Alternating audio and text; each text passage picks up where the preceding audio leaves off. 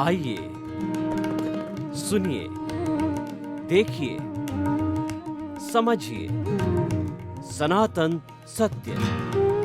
जैसी दृष्टि वैसी सृष्टि, दृष्टि विज्ञान। कुदरत, कुदरती रचना एवं कुदरत के कानून से शाश्वत सुख की प्राप्ति। जोधपुर के परम पूज्य महात्मा उपासक प्रोफेसर डॉक्टर सोहन राज तातेड़ के निर्देशन में सनातन सत्य। जैसी दृष्टि वैसी सृष्टि, दृष्टि विज्ञान।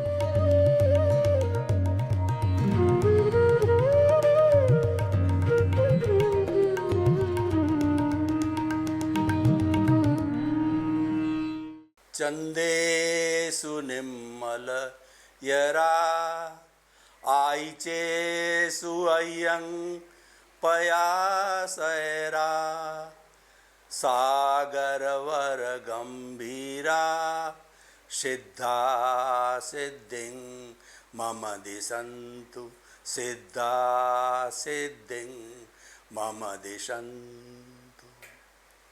मेरे और आप सभी के भीतर विराजमान शुद्ध आत्मा भगवान को नमन प्रणाम। भाइयों और बहनों, मातृशक्ति को नमन। सनातन सत्य यह कार्यक्रम हम आपको क्यों प्रस्तुत करना चाहते हैं, इसके लिए मैं बताना चाहता हूं कि मानव जीवन के अंदर चार चीजें अत्यंत दुर्लभ है।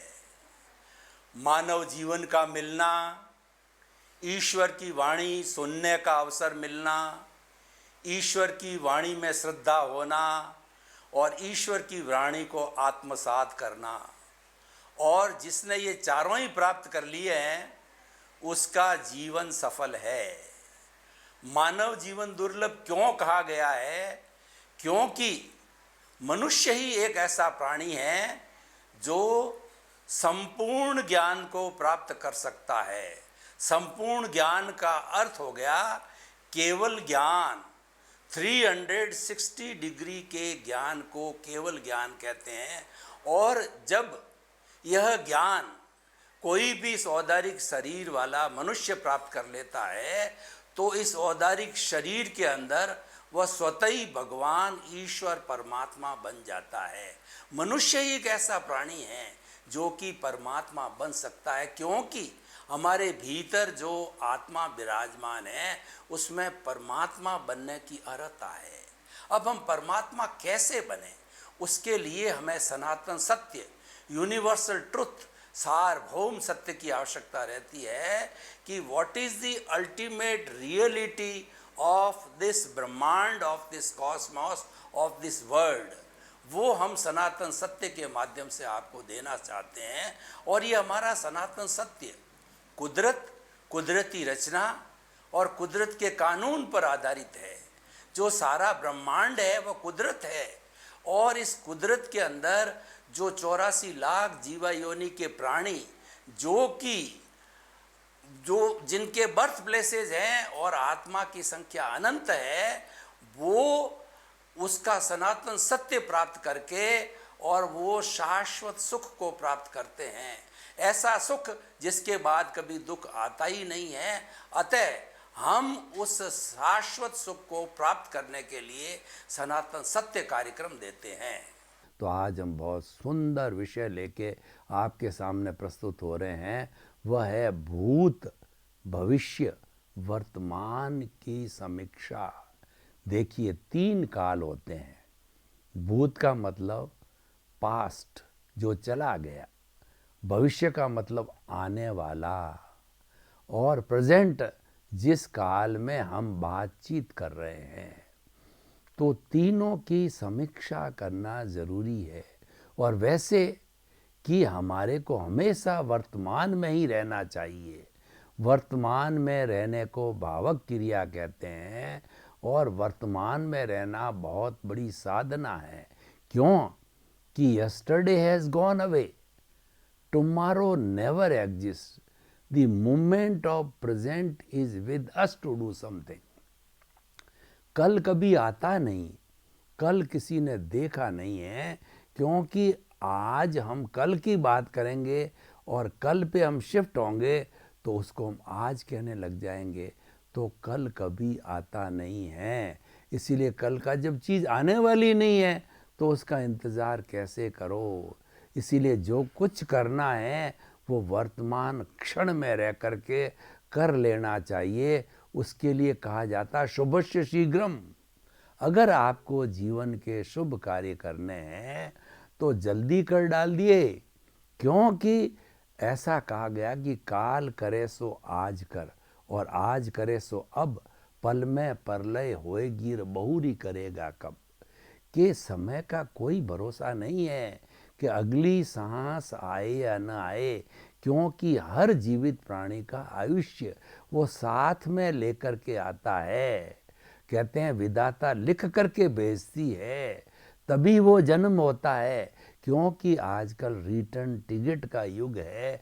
व्यक्ति रिटर्न की ज़्यादा चिंता करता है कि मुझे वापस जहाँ मैं जा रहा हूँ अहमदाबाद, वापस मुझे आने की डेट पे टिकट मिलेगी या नहीं मिलेगी। चला तो जाऊँगा लेकिन आऊँगा कैसे, तो रिटर्न की चिंता ज़्यादा होती। तो हमारे भी यही है कि हमको विधाता ने, हमारे आयुष्य कर्म ने हमको दे कर के भेजा ये जन्म कि तुम 40 साल, 10 साल, 50 साल, 100 साल जिंदे रहोगे, जैसा जैसा हमने अर्जन किया है। और वो किसी को मालूम नहीं है, क्योंकि वह मालूम हो जाए तो फिर वो भगवान बन जावे। भगवान समय को स्वयं को भी मालूम नहीं होता है, आयुष्य किसी को पता नहीं होता। इसीलिए कहते हैं आप तो मान के चलो कि आज ही हमारा आयुष्य एंड हो रहा है। क्या बुरा है मान के चलने में। तुम भले 100 साल जियो, लेकिन आज मानोगे कि आज मेरा आयुष्य पूरा है तो कोई न कोई अच्छा कार्य पहले ही कर दोगे, आप उसी दिन कर दोगे। इसलिए ये सारी बातें इसलिए बताई गई है कि आप समय का सदुपयोग करो और वर्तमान क्षण की परीक्षा करो। जो वर्तमान का समय चल रहा है उसका बेस्ट यूज़ कर लो। और निशेष आप जब सो तब आपको ऐसा फीलिंग्स होना चाहिए कि आज जितने अच्छे अच्छे कार्य करने थे वो मैंने सब कर लिए, निशेष कोई करना शेष नहीं है। इसीलिए आप एक अपने जीवन की एक रूपरेखा बनाओ, एक ब्लूप्रिंट बनाओ, एक रोड मैप बनाओ कि आखिर मेरे को जिंदगी के अंदर करना क्या है। कि हर एक व्यक्ति का लक्ष्य होना चाहिए। फैक्ट्री लगाता है उसका लक्ष्य होता है, नेतागिरी करता है उसका लक्ष्य होता है, डॉक्टर, इंजीनियर, चार्टर्ड अकाउंटेंट कोई भी होता है तो उसका लक्ष्य तो होना चाहिए ना कि मुझे ये कार्य करना। लक्ष्य विहीन आप कहाँ जाओगे। आप रेलवे स्टेशन चले गए, आपको पता ही नहीं है कि जाना कहाँ, किसी गाड़ी में बैठ गए तो भटकते रहोगे। तो ये लक्ष्य विहीनता होगी। या आपने अज्ञानतावश जाना तो दिल्ली है और आप बॉम्बे वाली गाड़ी में पहुंच गए और आपने इंक्वायरी नहीं किया तो बॉम्बे पहुंच जाओगे। ये सारी अज्ञानता है। इसीलिए लक्ष्य बनाओ और लक्ष्य की पूर्ति के लिए पूरा एक प्लान बनाओ और उस प्लान की मॉनिटरिंग करो। मॉनिटरिंग होती है डेली मॉनिटरिंग, वीकली मॉनिटरिंग और आपके जो है मंथली मॉनिटरिंग, क्वार्टरली मॉनिटरिंग और ईयरली मॉनिटरिंग। मॉनिटरिंग होती है, ये संस्थाएं करती है, सरकार करती है, तो व्यक्ति को भी करनी चाहिए, वो समीक्षा कहलाती है। तो हमने वर्तमान की बात की है, तो हम ये कहना चाहते हैं कि व्यक्ति का वर्तमान बनता किससे है। देखिए, जिसका भूतकाल अच्छा रहा है निश्चित तौर से वर्तमान उसका अच्छा होगा, क्योंकि भूत में जो कॉजेज डाल करके व्यक्ति आया है भूत के अंदर, एक कॉज को एक कॉज कहते हैं और कई कॉजेज जब इकट्ठे हो जाते हैं तो बंच ऑफ द कॉजेज कहा जाता है और वो कॉजल बॉडी बनती है और वह कार्बन शरीर, लिंग शरीर के नाम से जाना जाता। तो जन्म जन्मांतर के अंदर ये कॉजल बॉडी इकट्ठी रहती। देखिए हमारी कितनी बड़ी विचित्र अवस्था है कि शरीर में जन्म जन्मांतर की प्रॉपर्टी हम हर क्षण साथ लिए बैठते हैं, साथ लिए घूमते हैं। हमारे इस जन्म के अंदर मान लीजिए आपकी फैक्ट्री है, आपका घर है, आपकी ज्वेलरी है, बैंक बैलेंस, वो तो ठिकाने पड़ी है, लेकिन आपकी जो प्रॉपर्टी है ना जीवन की, वह तो आप साथ लेके चल रहे हो। वो है कार्बन शरीर। कार्बन शरीर के अंदर ऐसी कोई चीज़ नहीं है कि जो इस मोमेंट तक आप अच्छा बुरा कर सके, कर दिया है आपने और उसमें रिकॉर्ड ना हो। ये बड़ी विचित्र बात है। और वो कार्बन शरीर है वो चतुस्पर्शी है। हमारे इस ब्रह्मांड में दो तरह के पुद्गल होते हैं, चतुस्पर्शी जो कि आँखों से दिखाई नहीं देते हैं, और विज्ञान की भाषा में वो भारहीन होते हैं। वो जो है वो वेटलेस होते हैं। वेटलेस होने के कारण जन्म जन्मांतर से आत्मा के साथ में कॉजल बॉडी चिपका हुआ है। कैसे चिपका हुआ है? मैं आपको उदाहरण देना चाहता हूँ कि हमारे कोई लकड़ी फर्नीचर है, उसके ऊपर हमको सनमाइका लगानी है, तो सनमाइका लगाने के लिए हम फेविकोल का यूज़ करते हैं। लकड़ी पे फेविकोल लगाया, फिर सनमाइका को चिपका दिया, तो उसकी उम्र 10, 20, 40, 50 साल तक उसकी उम्र हो जाए, उखड़ता नहीं है। तो ठीक उसी तरह से ये हमारी जो कॉजल बॉडी है, ये उस फेविकॉल की तरह जो है हमारे कार्बन शरीर के रूप में आत्मा के ऊपर चिपकी रहती है। और देखिए, एक तरफ तो कार्बन शरीर है और एक तरफ आपकी विशुद्ध आत्मा है, वो आपकी अमूर्त है। लेकिन ये आने से वह मूर्तवत दिखती है। जो मैं आपके सामने हूँ, मैं प्रवचन कर रहा हूँ, बोल रहा हूँ, हाथ हिला रहा हूँ, ये इस आत्मा की प्रेजेंस से हिला रहा हूँ, लेकिन वास्तव में ये दिखाई नहीं देती है। ये कॉजल बॉडी ने इसको मूर्त बना दिया, इसको मिश्र चेतन बना दिया। ये कॉजल बॉडी ने इस स्थूल शरीर को दिया है।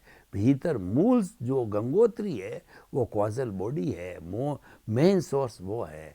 तो इस तरीके से वो है। तो इसी कारण से ये सारी बॉडी मिली है। वो जो है भूतकाल में जैसे कॉजेज डाले थे, अर्जन किया था, उसके अनुरूप पहले तो आपने कॉजेज डाल करके संग्रह कर दिया, और वो कॉजल बॉडी जो है तब तक रहती है जब तक कि वह शरीर जिंदा रहता है।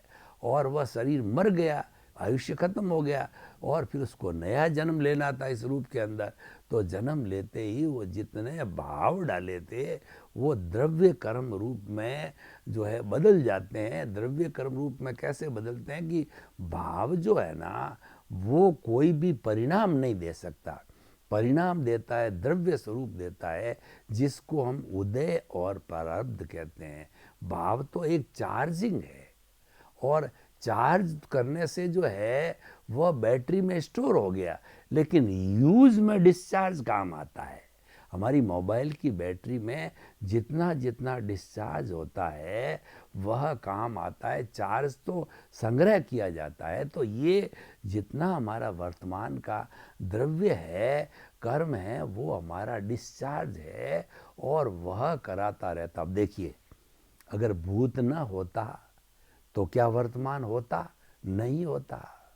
तो इसीलिए हमारे को भूत की भी समीक्षा करनी पड़ेगी। वर्तमान में तो जीना ही है, सारा समय वर्तमान में ही लगाना है, लेकिन जितनी जितनी आवश्यकता हो भूत में हमको जाना पड़ेगा।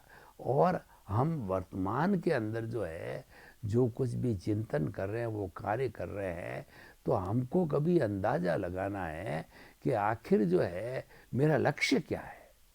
और जो अभी हमने लक्ष्य की बात की और हमने मॉनिटरिंग की बात की, हमने ब्लूप्रिंट की बात की, तो हमें उसको मॉनिटर करने के लिए भविष्य में जाना पड़ेगा कि 7 रोज़ के बाद, 7 रोज़ आज हो गए तो 7 रोज़ में इतना काम हो जाना चाहिए, 1 साल में ये काम हो जाना चाहिए, 1 साल में मेरे जीवन के अंदर इतनी प्रोग्रेस हो जानी चाहिए। इसका मतलब आपको भविष्य में जाना पड़ेगा। तो तीनों को कहने का अर्थ ये हमारा विषय का कि तीनों को अखंड मानो। तीनों को खंड खंड मानोगे और इम्पोर्टेंस न दोगे तो ये होलिस्टिक नहीं बनेगा। भूत भविष्य वर्तमान को जोड़ के ही हम कोई समीक्षा कर सकते हैं, हम किसी रिजल्ट पर पहुंच सकते हैं।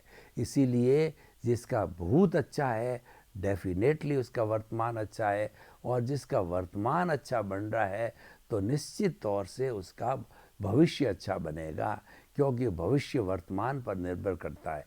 इसका उल्टा लीजिए कि व्यक्ति जो है पिछले जन्म में पापकारी वृत्तियां करके आया है और इस जन्म में उसका उदय है, तो इस पाप के अंदर वह कष्ट ही कष्ट देखता रहेगा, दुख ही दुख देखता रहेगा, वो झुग्गी झोंपड़ी का जीवन जिएगा। अब उसमें कुछ बिरले ही लोग होते हैं कि ऐसा दुख का जीवन जीकर भी उसमें से जो है सुख की कला निकाल देते हैं, वो महापुरुष होते हैं। पर वो ऐसे बहुत कम लोग होते हैं, वो तो उस दुख के अंदर प्रभावित हो जाते हैं, उस दुख में बह जाते हैं, उस दुख के साथ में जुड़ जाते हैं। जो ही दुख के साथ में जुड़ा हुआ, त्यों ही आपके जो है नई कॉजल बॉडी बन गई, और वो नई कॉजल बॉडी वापस भविष्य के अंदर आपको भटकाएगी, यानी वही झुग्गी झोंपड़ी दे देगी, क्योंकि झुग्गी झोंपड़ी का काम चल रहा है और वह आप कर रहे हो, और आपने उसके अंदर दुख में से सुख निकालने की कला है और सुख निकाल दिया। इसका अर्थ क्या हुआ कि आप जो कुछ भी आपका प्रारब्ध और उदय चल रहा है उसके साथ जुड़े नहीं, आप तटस्थ रहे, मध्यस्थ रहे, तो इसका मतलब आपने भविष्य सुधार दिया। आपका जो नया चार्जिंग हो रहा है वो अच्छा हो रहा है। पुराना चार्ज करके लाए हो जो आज डिस्चार्ज हो रहा है वह पापकारी था, और अभी जो है वर्तमान में जो आप अच्छा कार्य कर रहे हो, आप उसके साथ जुड़ नहीं रहे हो, पाप उसमें से ही आप अच्छी चीज़ निकाल रहे हो, नेगेटिव में से पॉजिटिव निकाल रहे हो, तो आपका भविष्य अच्छा है। इसका मतलब आपके जो भविष्य का जो चार्जिंग अच्छा हो रहा है, जो आगे जाके अच्छा डिस्चार्ज होगा। तो हम आज के विषय में आपको बताना चाहते हैं कि मात्र एक ही को लेके, भूत को ले हो, चाहे भविष्य को ले हो या वर्तमान को ले हो, उससे पूरा चिट्ठा नहीं बनता है, लेखा जोखा नहीं बनता है, और निष्कर्ष नहीं निकलता है। निष्कर्ष निकालने के लिए हमें भूत, भविष्य और वर्तमान की पूरी अच्छी तरह से समीक्षा करनी पड़ेगी, तभी जाकर के हमारा जीवन है वह संतुलित बन पाएगा। अब देखिए कि हम इसका एक थोड़ा दूसरा एस्पेक्ट लेते हैं, वो ये लेते हैं कि ये समीक्षा करने से हमको फ़ायदा क्या हुआ। इससे हमको बहुत बड़े लाभ है।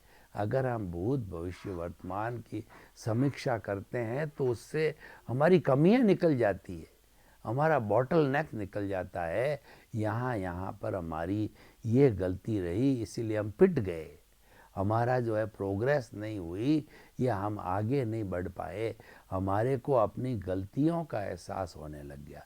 देखिए, अब गलतियों की बात चली है तो मैं आपके वर्तमान क्षण के अंदर बता दूं कि जो जो गलतियां हम पास्ट जीवन में करते आए, गलतियों का अर्थ ये है कि आपने किसी प्राणी को दुख दिया हो, किसी प्राणी को दुख दिया हो, किसी के अंदर दोष दिए देखे हैं, और उन दुखों को देख करने से ही ये कॉजल बॉडी बनी है।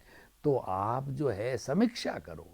अब मैं जो बात कर रहा हूँ वो निश्चय जगत की बात कर रहा हूँ कि जो जो हमने समीक्षा की कि हमने अभी तक के जीवन में इतने इतने कॉजेज, इतने इतने लोगों के साथ बुरा व्यवहार किया है, तो देखिए ये लॉ ऑफ द नेचर है कि जो है व्यवहार शुद्धि बिना निश्चय शुद्धि नहीं है। जब तक आपका भीतर व्यवहार भरा पड़ा है, यानी आप किसी को दुख दे चुके हो, तो वापस उसका हिसाब क्लियर नहीं करोगे, उससे एनओसी नहीं लोगे, तब तक आपका ब्लिस प्राप्त होने वाला नहीं है, आपको निज स्वरूप मिलने वाला नहीं है, आपको मुक्ति मिलने वाली नहीं है, आपको शाश्वत सुख मिलने वाला नहीं है। तो आपको एक एक प्राणी से जो है वह एनओसी लेनी पड़ेगी।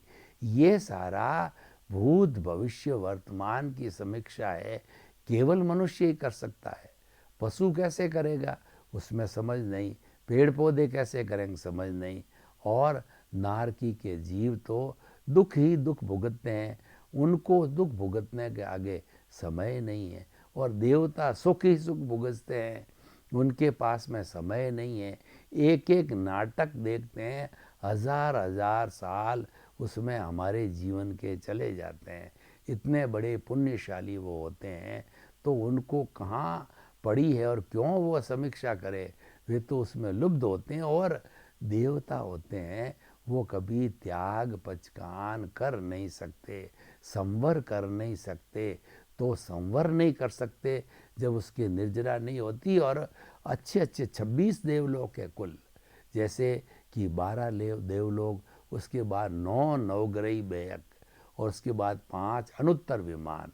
ये जो ऊंचे देवलोक हैं, ये अनुत्तर विमान और नवग्रह देवता होते हैं, ये बहुत पुण्यशाली होते हैं और वो शुद्ध आत्मा वाले होते हैं, वो मुक्ति को जाने वाले हैं, वो ब्लिस को जाने वाले हैं।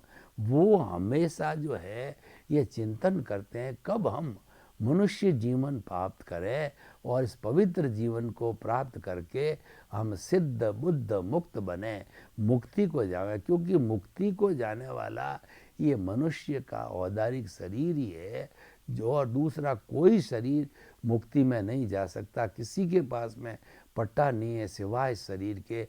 इसलिए देवता गण भी जो है बहुत अच्छे कार्य करके देवता बन गए, वो भी इच्छा रखते हैं, क्योंकि माध्यम यही है। तो देखिए, हम बात कर रहे हैं भूत भविष्य वर्तमान के समीक्षा की आज के विषयांतर्गत।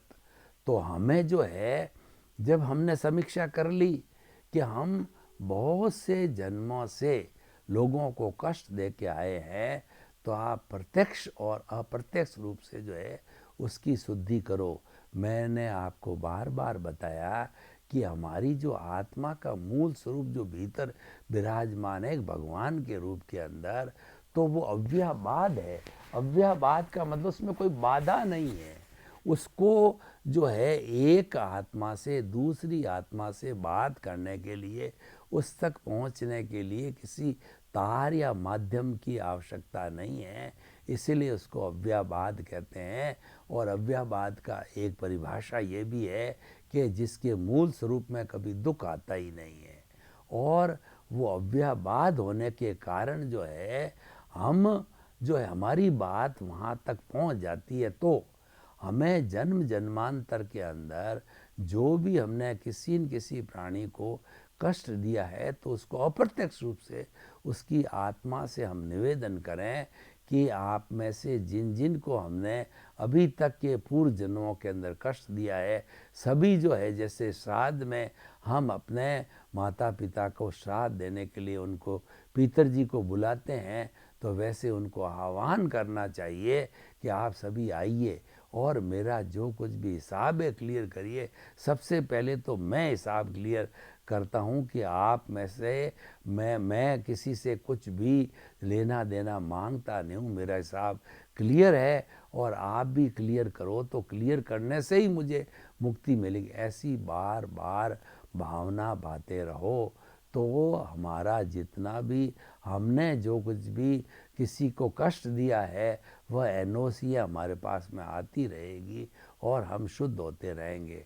और इस जन्म में तो हमको प्राय ध्यान ही है कि हमने किस किस के साथ में बुरा किया है, तो उससे व्यक्तिगत रूप से तो जाके हम सॉरी और खमत खामना मिच्छामी दुक्कड़म, या उससे जो है अपनी की गई गलती के लिए माफ़ी मांग करके और शुद्ध हो सकती है। माफ़ीनामा जो है बहुत बड़ा शुद्धिकरण मंत्र है। इस मंत्र को हृदयंगम करना चाहिए आज के विषय के अंतर्गत, कि माफ़ी मांगने से सामने वाला द्रवित हो जाता है और वह आपको माफ़ कर देता है। और माफ़ी मांगने से हमारा शुद्धिकरण होता है। किसका शुद्धिकरण होता है? वह कषाय का शुद्धिकरण होता है। और कषाय मुक्ति सच्ची मुक्ति है। जो जो कषाय धुलता रहता है जो आत्मा के साथ में है, तो वो धुलती रहने से वो ज्यों ज्यों उसका शुद्धिकरण होता रहेगा, और धीरे धीरे जब वो पूरा ज़ीरो हो जाएगा तो हमारा सारा काम हो जाएगा। भूत भविष्य की वर्तमान की पूरी समीक्षा हो जाएगी कि हमको जो पाना था वो हमने पा लिया, कुछ भी पाना शेष नहीं है। तो देखिए, ये जो विषय है वह समीक्षा का विषय जो है की जानी चाहिए, क्योंकि समीक्षा से रिजल्ट आता है। समीक्षा से जो है हमको रियलिटी का पता चलता है, और इसकी जो समीक्षा करने से हमारे को जो है, जो हमारी जैसी स्थिति है उसका पता चलता है।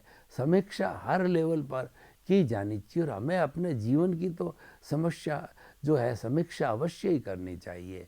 तो ये तीनों काल की समीक्षा है, हमारा एक रिजल्ट देने वाली समीक्षा है और हमारी समीक्षा है, और वह जो है हमको वो रिजल्ट दे कर के और हमारी कमियों को ठीक करने वाली समीक्षा है। अब देखिए कि हमने इस विषय के अंतर्गत जो है वो समीक्षा की, और जिन जिन से जो है हमारा बुरा बर्ताव हुआ उनसे क्षमा याचना की, विधि भी जो है हमने सीखी और उस विधि से हमने क्षमा याचना करना चालू भी कर दिया। यानी एक पूरा सिस्टम जो है हमने भूत भविष्य की और वर्तमान की समीक्षा करके हमने एक बनाया कि कहाँ कहाँ हमारे से गलतियाँ हुई, उन गलतियों को पुनर्स्थापित किया हमने, उसकी आलोचना की, प्रतिक्रमण किया, प्रत्याख्यान किया, और हम धीरे धीरे शुद्धि की ओर प्राप्त होते रहे। और जितनी हमारी ये शुद्धि होती रहेगी और हमारी आत्मशुद्धि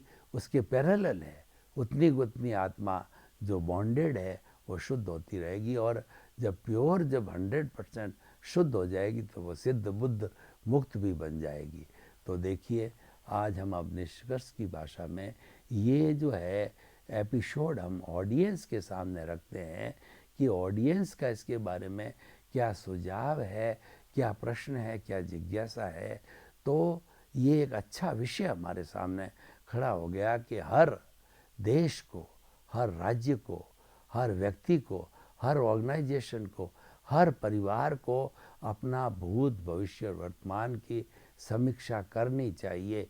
यानी जो हमें मॉनिटरिंग करनी चाहिए डेली की, क्वार्टरली, हाफ ईयरली और ईयरली, तो उसके समीक्षा करने से हमारे को निष्कर्ष मिलेगा कि हमारी गलतियाँ कहाँ कहाँ पर हुई और कितनी कितनी गलतियाँ हुई, और पुनः जो है हम उसको दोहराएं नहीं, हम शपथ लेते हैं उसकी, जिसको प्रत्याख्यान कहते हैं कि हम भविष्य के अंदर ये गलती दोहराएंगे नहीं।